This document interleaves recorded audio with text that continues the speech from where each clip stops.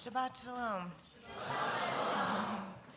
The stories of Exodus might initially feel familiar to us as they did to me when I first read my Parshat.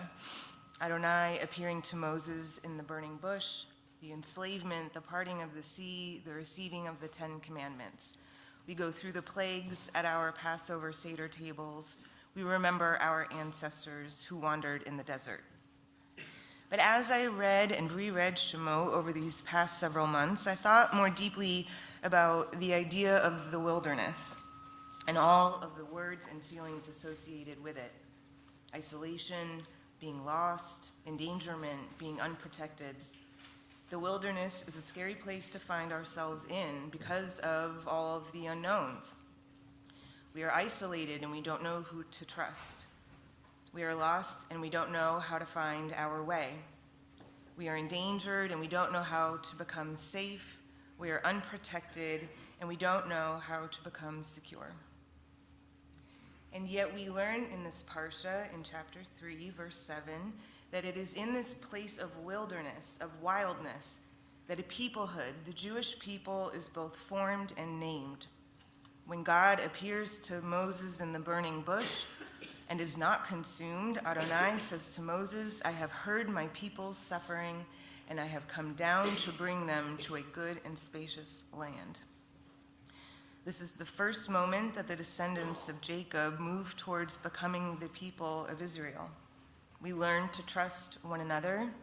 We learn to protect one another.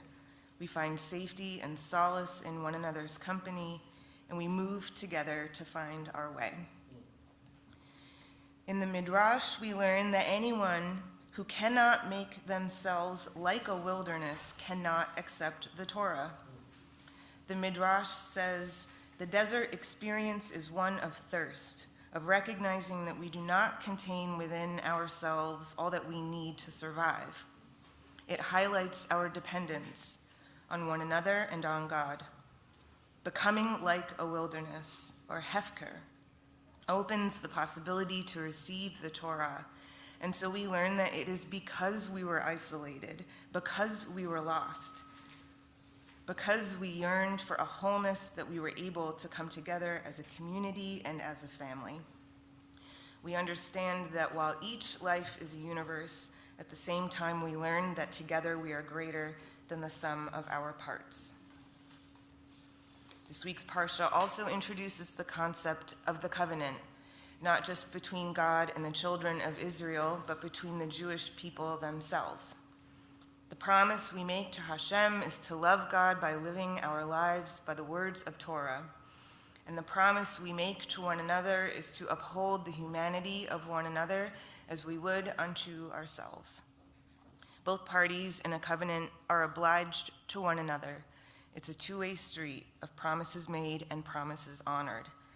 And so we can trust that Hashem loves us and cares for us, and that we will love and care for one another.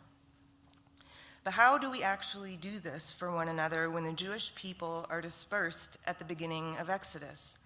What does it mean to have an Exodus, to be exiled, to be lost or not grounded or hurt or in the wilderness? And what does it mean to then come back? What does it mean to return? How do we reconcile what has been lost and what has changed along that journey?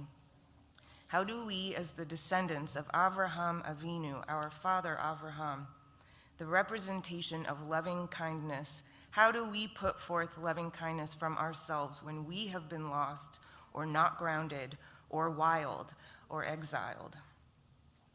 In many ways, I have been grappling with these questions all of my life. I'm an artist, a choreographer, and what that means to me is finding through dance a way to become grounded.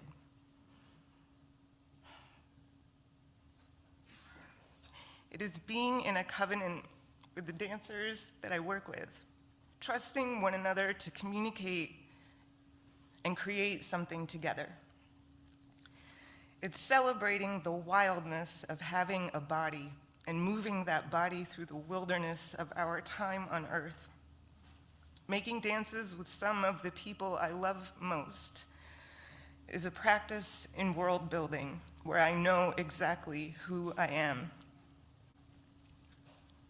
Art has always offered me a haven of meaning when I feel lost, when I don't know where to go or who to trust. Being an artist is often to feel alone, even if you're in a room filled with dancers. The wandering and the wondering are at once both a challenge and also the reward. In studying for my bat mitzvah over the past few years, I have realized that my spirituality is also a haven. When I feel alone or lost, moving towards my Judaism eases the suffering. Deepening my spirituality helps me not fear the unknown, but value it for all it has to offer.